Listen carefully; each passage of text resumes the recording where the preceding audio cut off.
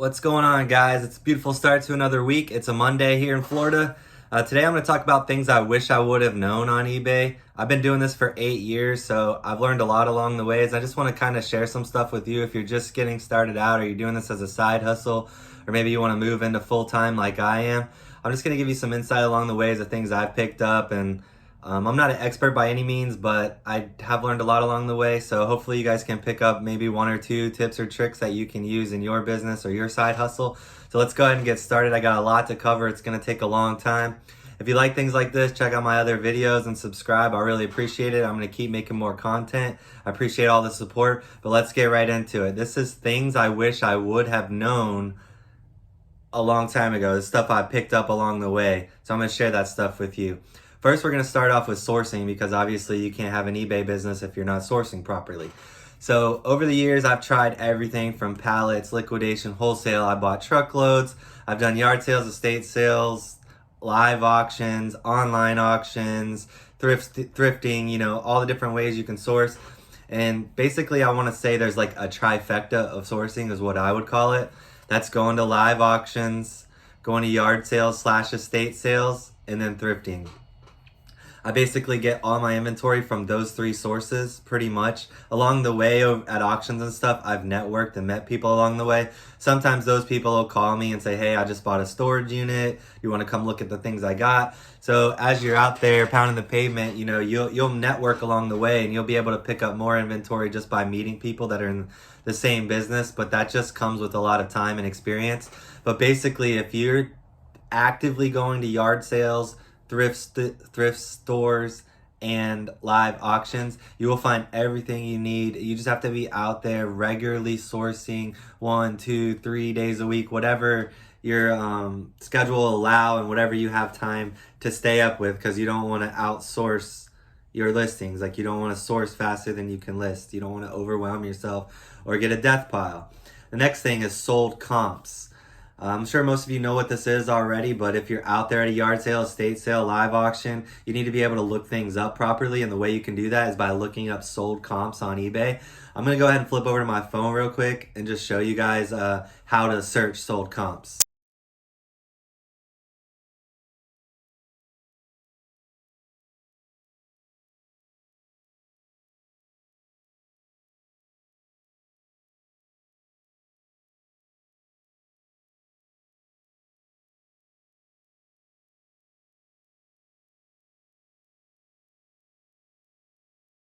So as you can see in that example with the HP printer, like if I was at a yard sale and I saw that printer, that's how I would look it up. You just put it in the eBay search bar, click filter, sold comps, and then you'll be able to see exactly what people are actually selling it for. And make sure you weed out the ones that are auctions, because items like that shouldn't even be in an auction format. Only pay attention to the recent sold buy it now prices, because if you have an electronic like that, you're going to want to list it as buy it now and not at auction. So that's how you do sold comps.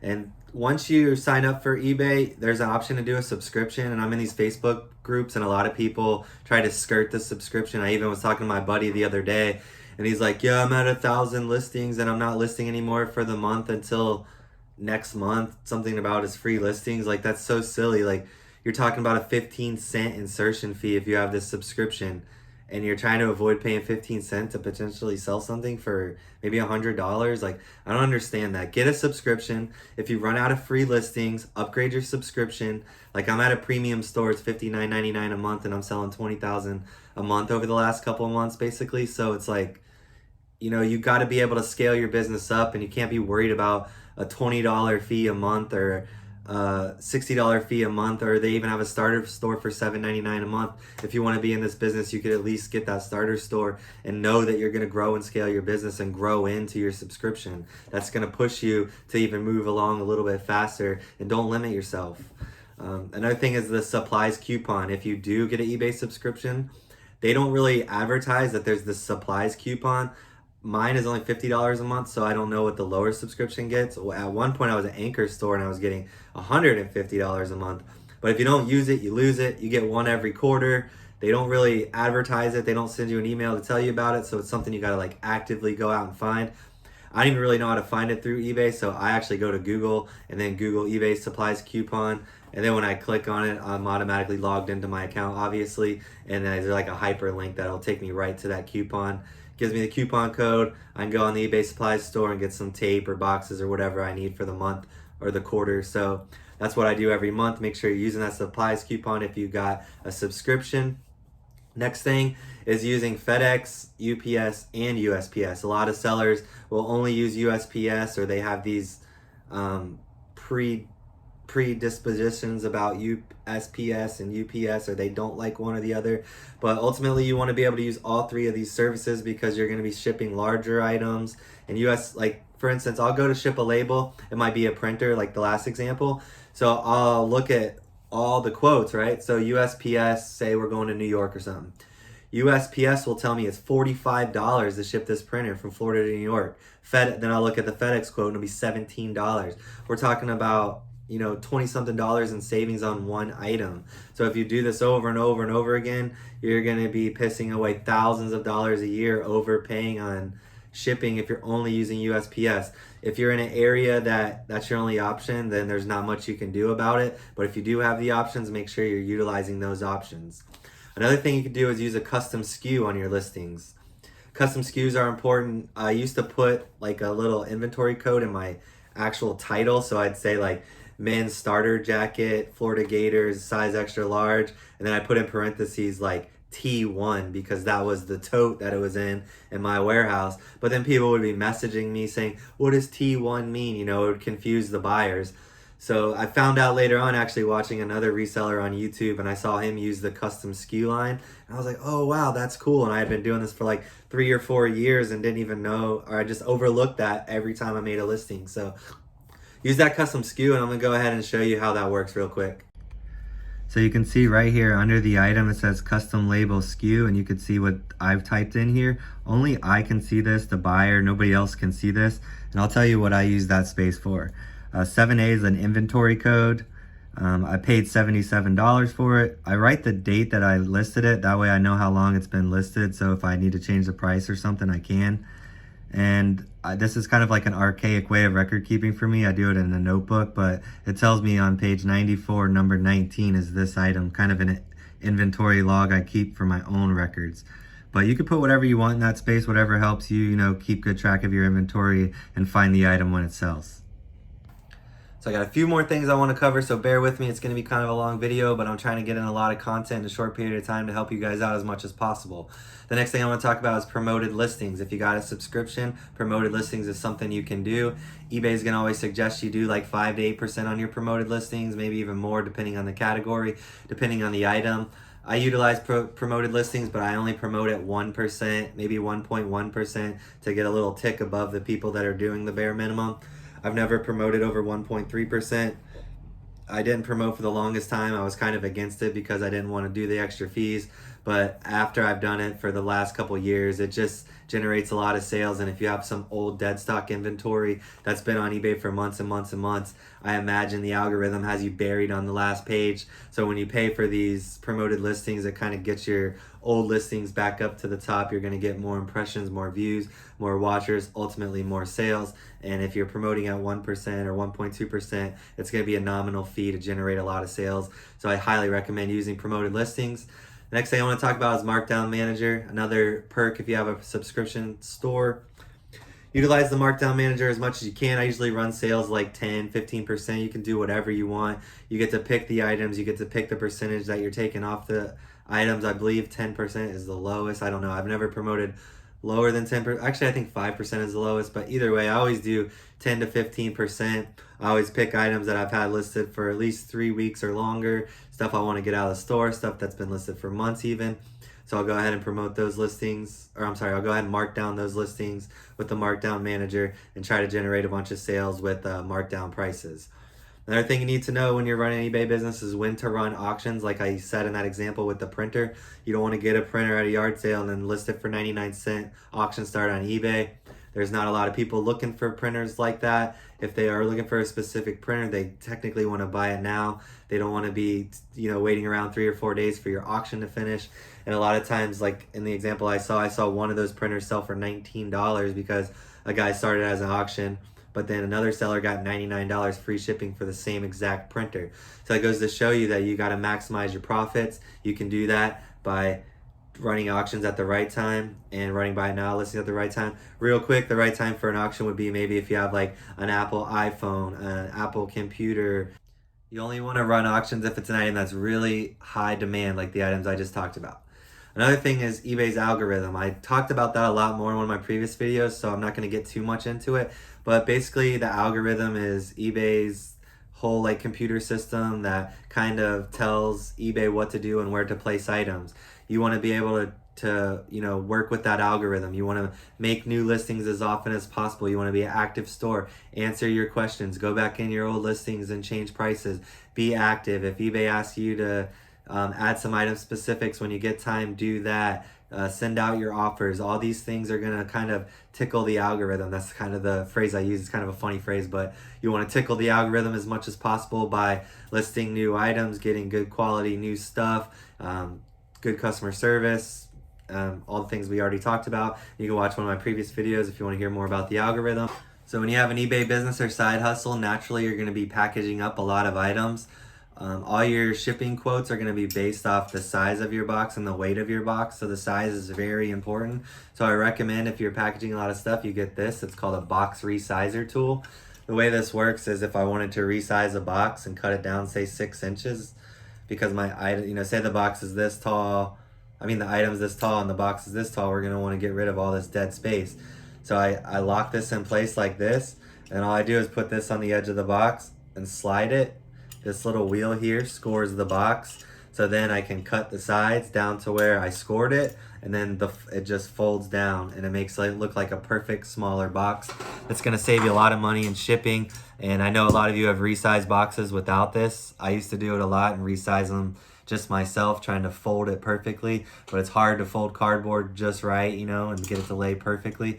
So this tool I think I bought on eBay for like $14 free shipping or something crazy like that, but it's been a godsend. You should get one of these. Another thing I want to talk about is where to get packaging. You're going to need boxes and all kinds of things like that. Anybody can maybe provide you with boxes. If you know somebody that works somewhere that gets a lot of boxes, maybe you could talk to a friend or family member and be like, hey, can you bring me some of those boxes home before you guys recycle them or whatever, if that's an option. I got a couple people that bring me boxes and packaging on the regular, so that helps out a lot. But if you don't have that option, the best places to go: Walmart, Home Depot, Lowe's. They have a bunch of moving boxes, various sizes of boxes, other packaging stuff. I wouldn't recommend buying bubble wrap and loose fill and things like that at those places. I would try to get that on your own or somewhere else. There's a local warehouse where I live, and it's called Packaging Alternatives. This company sells, all the different sizes of boxes and bubble wrap and all these kind of things. So I order these huge, large rolls of bubble wrap from them, and I get 4 large rolls. I think it's like 700 feet of large bubble for like $48. And it's in a huge garbage bag. And it lasts me like a month, and I package a crazy amount of items. So if you can find a local source to get a bunch of these like loose fill and bubble wrap and things like that, it could save you money. If I get the small bubble, I go on Amazon. You can get 700 feet of it for like $30. So that'll go a long way too. So make sure you're getting the proper shipping supplies. You don't want to try to just work with the junk you have and improperly pack items. You want to make sure that you're doing a good job when it comes to packaging, because that's going to be a direct correlation on your business and customer service and the end consumer being happy with the purchase.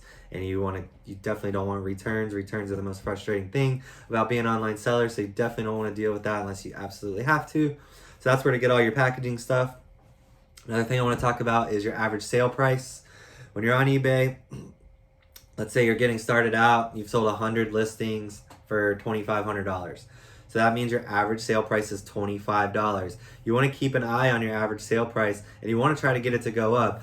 My average sale price used to be $40, and I literally was working my butt off, and I was capping myself off. Like, I'd work all month and I'd have like $8,000 in sales, $10,000 in sales, $11,000 in sales. I was always kind of stuck in this zone. So then when I made it a point, be like, I'm gonna source higher quality items and kind of leave some of the cheaper stuff behind for the next person, right? So I made a conscious effort to do that, and I've been doing that for like the last year or so. My average sale price has shot all the way up to around $100.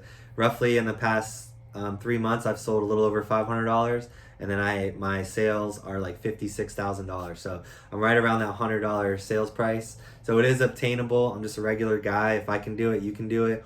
My average sale price used to be much lower. I used to have like 1,200 listings, and I was still selling less. Right now I have under 600 listings, and I'm selling like, almost $18,000 a month roughly. So I'm listing way less, and my sales are way higher. So more profits, more sales. You're only one person unless you have a helper, an employee.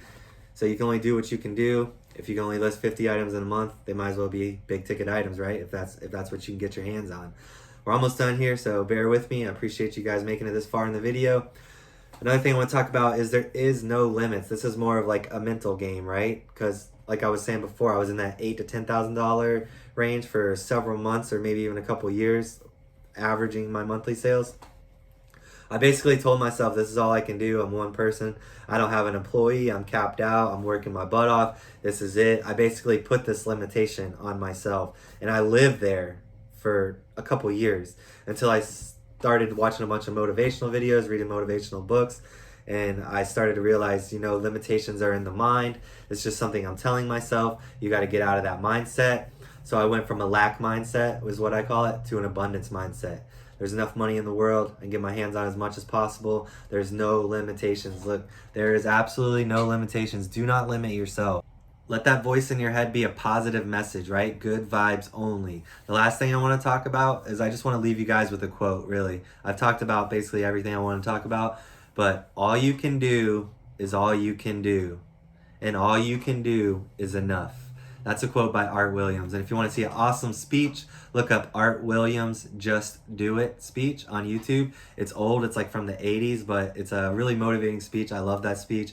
I probably listened to it like 25 or 30 times. Honestly, it sounds crazy, but it's highly motivational, and I suggest listening to that if you need a little boost in motivation. But I appreciate you guys watching. Like I said, I'm going to make a bunch more content like that. I'm trying to be more educational and help you guys scale your business and grow. That's what I want to do, see you guys succeed, and that's why I'm here to help. So if you got any questions or want to give me an idea for my next video, drop a comment below. I appreciate all the support. Click the notification bell so you'll get notified when I drop new videos. And thanks again, guys. Really appreciate it. Have a good day. Good luck with your sales. Peace.